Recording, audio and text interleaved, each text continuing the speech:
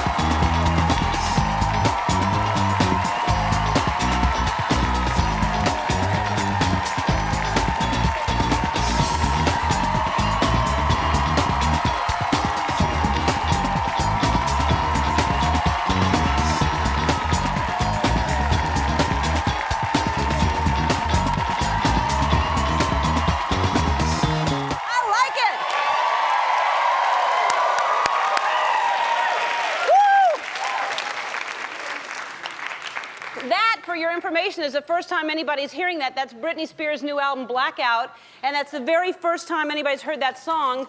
And what's the name of that song I just asked for? Number 8. Toy Soldier. Toy Soldier. I love that song. Really good. I love it so much. And it comes out when, today, tomorrow? It's out today. All right, well, it's in the stores today, but for you in the audience, it's yours for free.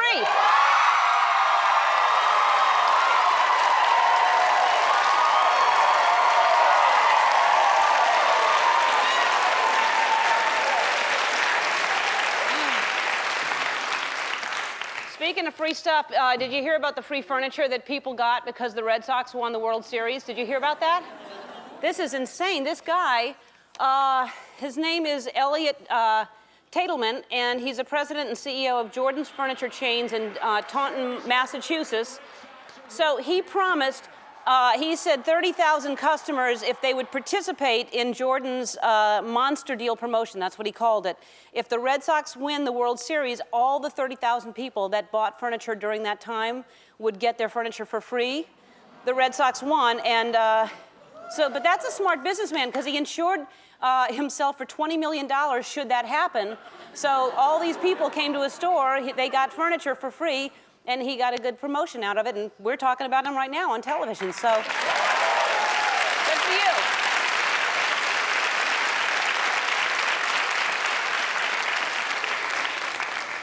Okay, so tomorrow, are you excited? Halloween, tomorrow. I love Halloween. Yeah.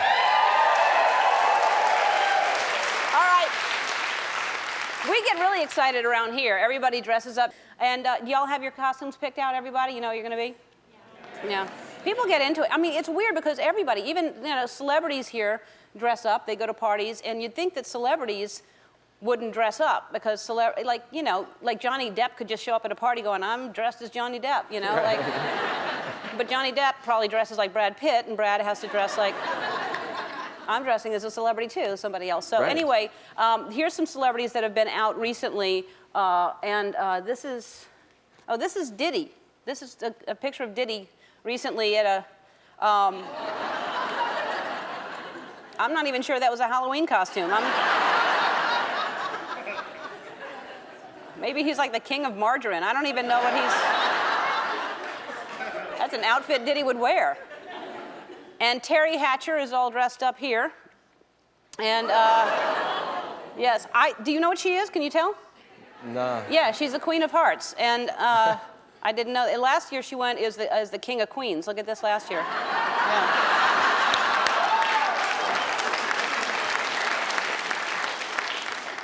And all right, see if you can guess who this is. I got it right away, but you can see who this is. Yeah. Paris Hilton is Alice in Wonderland, which I didn't even know that was an outfit for. I just thought that was her going out. I'm not kidding. I really thought somebody showed it to me. I'm not making this up. This is a picture of her going to a Lakers game. Look at this picture. And this is the dentist appointment she went to recently. I don't know. All right, here, and this is really scary too. Look who this is. Whoa. Can you tell who that is? It's Neil Patrick Harris. Oh, wow. Isn't that scary? Yeah. Good. He's on that show, How I Scared Your Mother. And I don't think she's dressed up. She's coming as herself today. Amy Brenneman is here on the show today.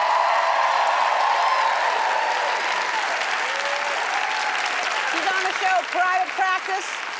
That's Private Practice doing very well. It's the spinoff from Grey's Anatomy that I am responsible for having on the air. I called and got that on the air.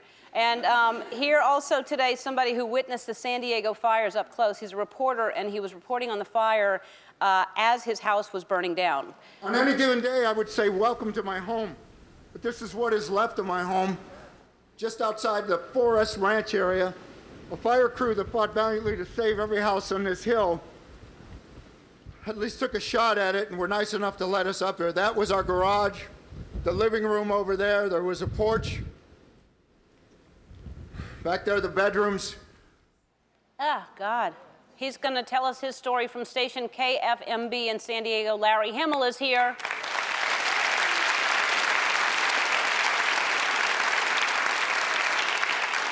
Also today, I always like to go trick-or-treating early because sometimes people run out of candy. And so I went last month. And so you'll see the whole thing later, but here's a little peek of what I did. Trick-or-treat! Oh my God. Woo! Trick-or-treat! Yeah.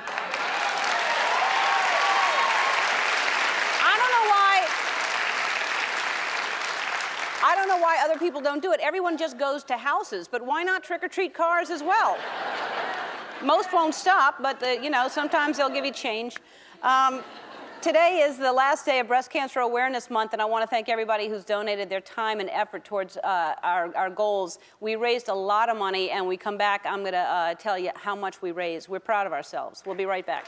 Well, as y'all know by now, October is Breast Cancer Awareness Month, and this year we set a goal to raise $1 million to donate to Susan G. Komen for the Cure, and through studio audience donations, home viewer donations, online sales of our pink products, and corporate donations, I'm proud to say that our Ellen for the Cure campaign raised over $1,045,000.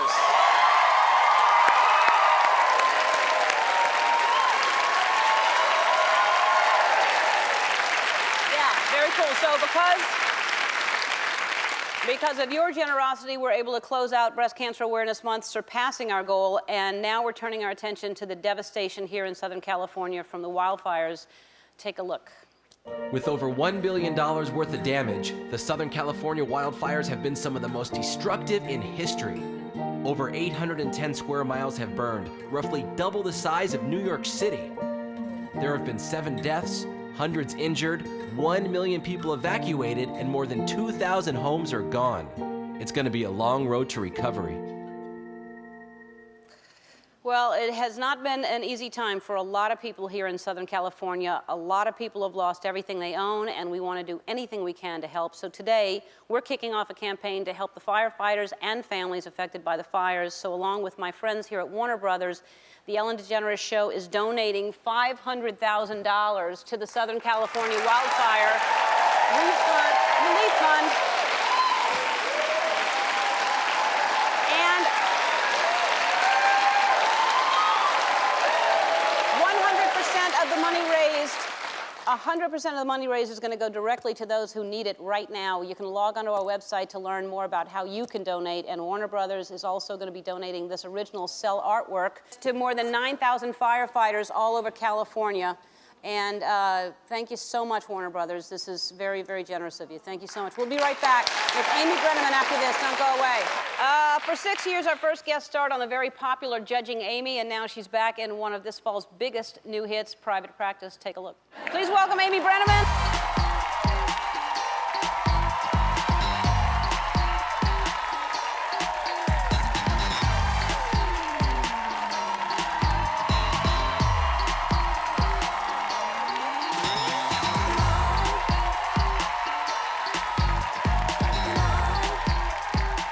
Talk about how fortunate you are that you're on another hit show that is, I mean, that's so exciting for you to go from hit to hit. That's all you do. That's all I do. Yeah, yeah. Nothing fails in between. You just wait and then I have this crystal ball that if you have any questions. Yeah. Well, this was kind of a no-brainer, though. I mean, it's like a Grey's Anatomy spin-off. You had to love that. Yeah, yeah. Although, I could have been really bad. Well, jury's still out, but my talent is always in question, so I worry about that. I don't think it is, or else you wouldn't keep working as much as you do. Go. So it's all because of you, right? You called my friend Steve McPherson. I am responsible for you working, yes. And I have a check for you. Yes. Here's your check. I'm not asking for a large percentage, but I'm just saying you would not be on. The show wouldn't exist without me calling. And that's right. If you want, I can pick up the phone and call and get you your own show if you want. I mean, just I think that sounds like that. Wow. I will. I'm going to get somebody's phone number. And I'm going to call Steve McPherson again. That would be exciting. And spin off that show to another spin-off. Yeah. It only puts more money in his pocket. That's right. And a slightly bigger trailer, just slightly, while you're calling. Sure. Just, Do you want it wider or longer? A little bit. A little bit of both. Wow, they went to a bad place. They went to a... All right. I went there with you. Now, were you scared? How long did you have off between Judging Amy to this? I basically had 2 years off. And was that too long or the right amount of time? I did something. I did a couple movies and I did a play, but they were all sort of shorter commitments. So I was able to kind of hang with my family and get to know them after working so hard. And then Mommy started to go a little nutty last spring. It was time for Mommy to get out of the house. Because you have, how old are your kids? 6 and 2. 2 years old. Yeah. So you're running away from commitment, is what you're doing. You're like, Mommy doesn't want to stay home. Oh, look at that. How do you leave? Well, he was like last time I was here. He was in there. Yeah, that was him. He didn't look anything like that. No. How do you leave that every day? Not that they're both not adorable. I don't know. I mean, really, because you're taking shows that are all one single camera. They're all long hours. Yeah, right. Well, this one, the idea. Which some days works, some days doesn't. The idea is that because it's an ensemble, we sort of share the burden at least more than I did before. That's the idea. That was a theory. Yeah, that was the theory. But you're there every day. Yeah, I call up at 10 p.m., ask the nanny how are the kids doing. Right. No, I do get to see them a little bit more, and my kids, they come to sets. We probably showed that picture just to remind you of the child. I gotta go. You didn't bring that picture. We're showing you. Sammy's cute. Yeah, he's so cute. What's his name? His name is Bodie. You almost forgot, didn't you? You went, who starts off saying their child's name with I think that last time I was here, we chose a name for him. That's what I was remembering. Yes. And I believe the name was Abe. Yeah, it was either so Abe. that's what threw my mind. I think it was. I just threw it out as a suggestion. I know. You didn't use Abe, It was either though. Bodie or Abe. And what is your daughter's name? Charlotte. Charlotte and Abe. Now, will they be going to Halloween trick-or-treating? They will. Yes, they will. What will they be? Charlotte is I could not stop the Princess Tide, and she is going to be Cinderella. I tried with all of my groovy, feminist leanings, but I couldn't stop that. And Bodie is going to be a pilot. He's obsessed with flying. So we got him this pilot outfit, and he looks a little bit like he's in the Village People, actually. It's like a little butch, like a little bit thin, but he's very excited about that. I don't remember that member of the, I don't remember, I know there was an Indian and the 2-year-old pilot. And the pilot, He's very short. Yeah. That's why we never saw him. He was a very short. He was dancing around. Trying to get through their legs, but nobody saw him.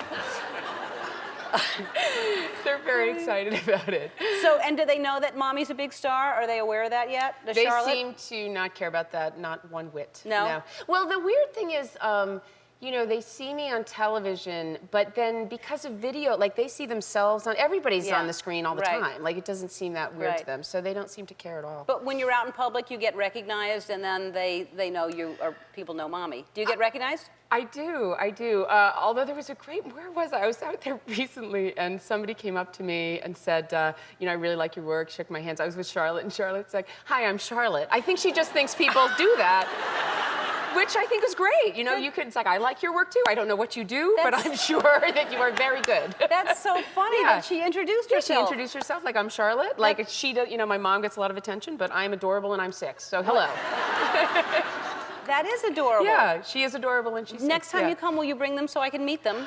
I will. Although one time I think she had a tantrum in the. Do you remember that time? Let's not remember that time. No. One time I brought her here and she was tantruming as I sat talking to you. So we ditched her today. Oh, really? But next time. Now, she's older. That was a couple years ago. I don't mind tantrums though. Really? She's not mine. I don't care. All right. All right, our next guest is a reporter here in Southern California, and recently while covering the fires, his story became very personal. Take a look. On any given day, I would say, welcome to my home. But this is what is left of my home. Just outside the Forest Ranch area, a fire crew that fought valiantly to save every house on this hill at least took a shot at it and were nice enough to let us up there. That was our garage, the living room over there. There was a porch.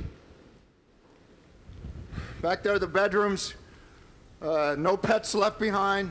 It was a Southwestern style house. I'd been in it about 25 years. Out here when there was nothing. We did the cleared brush. We did what we could. This was a living hell coming over the hill. Please welcome Larry Heml.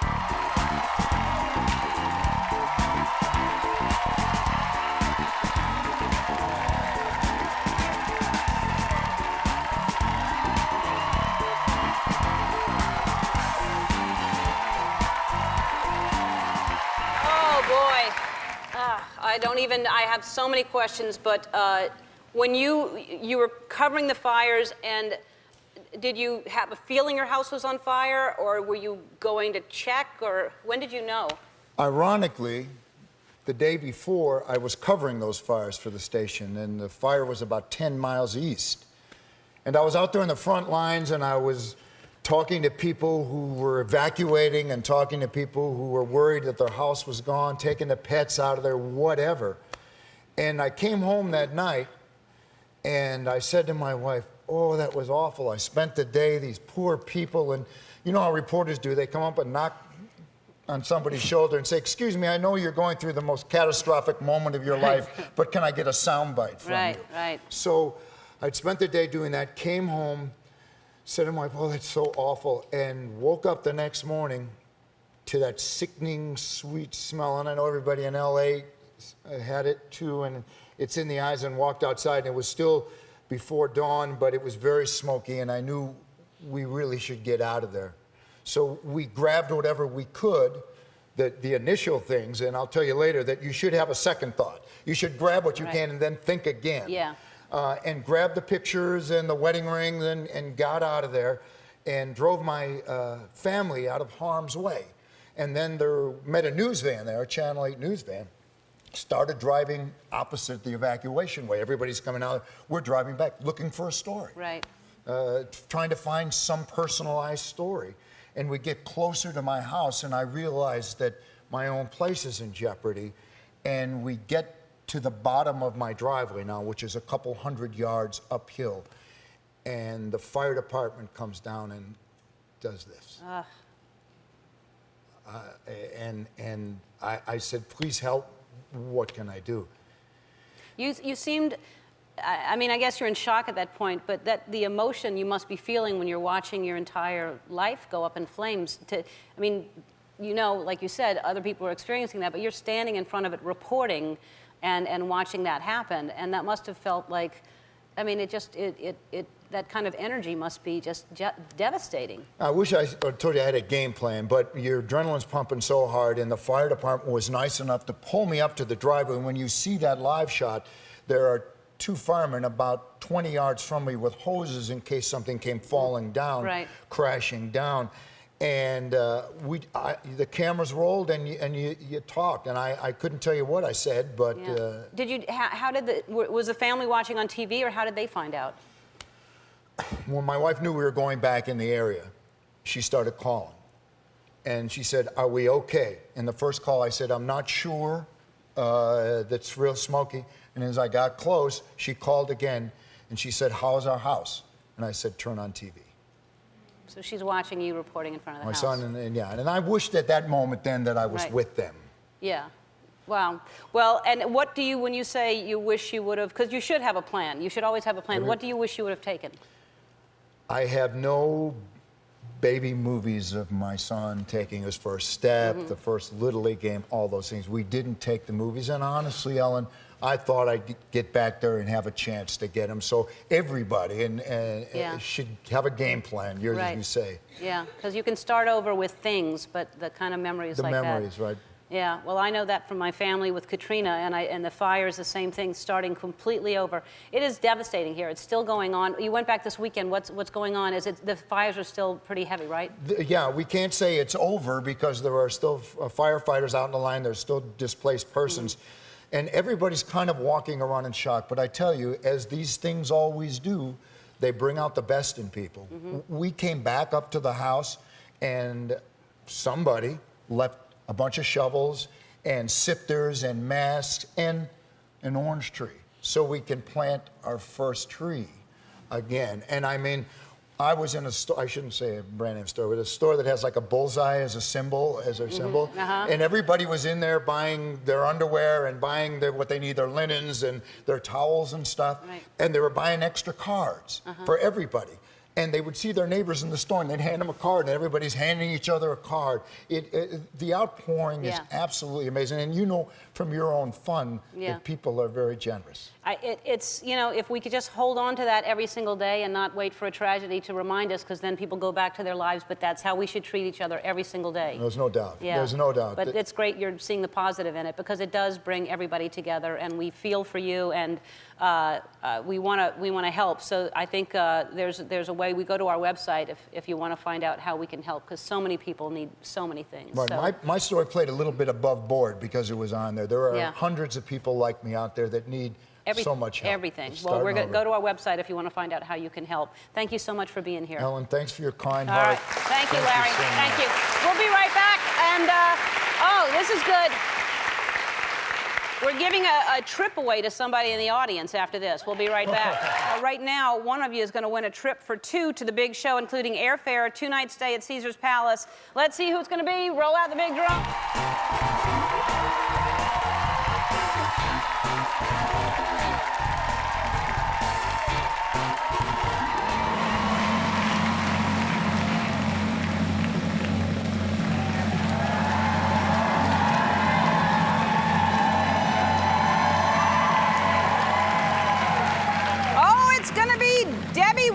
From Sandy, Utah.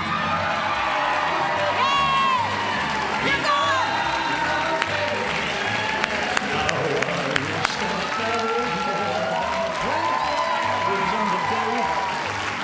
Congratulations! I'll see you there. Yeah, I'll see you there. It'll be fun. Yes, it'll be big, and it'll be. Do you like to gamble? I do. Good. What do you play? What's your game? I like 21. And I like the 5-cent machines. Yeah. And the quarters. All right. Good. Okay. Well, good. Well, I'll see you at the 21 table. Okay. All right. Thank you. All right. Oh, that'll be fun. That is. Stryker, what's that smell? I'm just cooking over here. I have my brand new Sunbeam Rocket Grill, which is your solution to quick and healthy meals with no messy cleanup. What? Are you okay? Ellen, I'm better than okay. I'm fantastic because this Sunbeam Rocket Grill cooks fresh and frozen foods to perfection in just minutes while trapping the unhealthy fats and juices at the bottom of these bags that you put the meat in.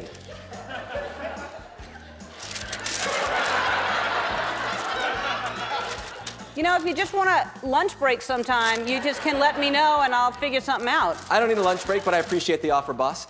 So look, here's what I'm doing right now. Check this out. You put the food in the bag here, then you open it up, and you let it steam in there for a little bit, and then when it's ready, you just take the bag out. You don't even need mittens. In just 2 minutes, and all the juices go to the bottom, and you take the hamburger out, and you put it on a bun, and it's perfect because it's no mess, and I'm a bachelor and I don't like to clean. Why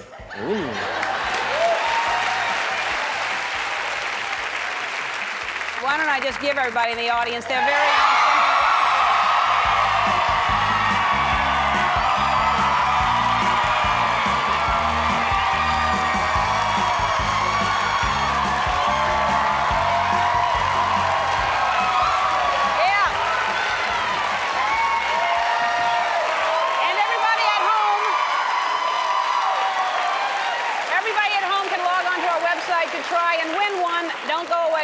Back.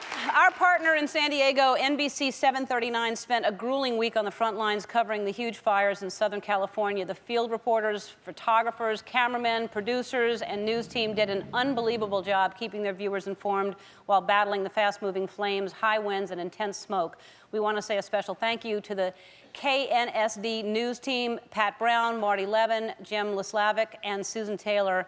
They're a good-looking group, I'll tell you that. Very handsome, and you can tell by their photo they have a strong sense of integrity and strong jawbones. And If you're watching me in San Diego right now, be sure to stay tuned for the news at 4 right after me. And hey, stay classy, San Diego. I want to thank. That's awesome. I want to thank Amy Brenneman, reporter Larry Heml, and Warner Brothers for their generous donation. Tomorrow's our Halloween show, and my costume, I'll tell you, it's loco. I'll see you then. Bye-bye.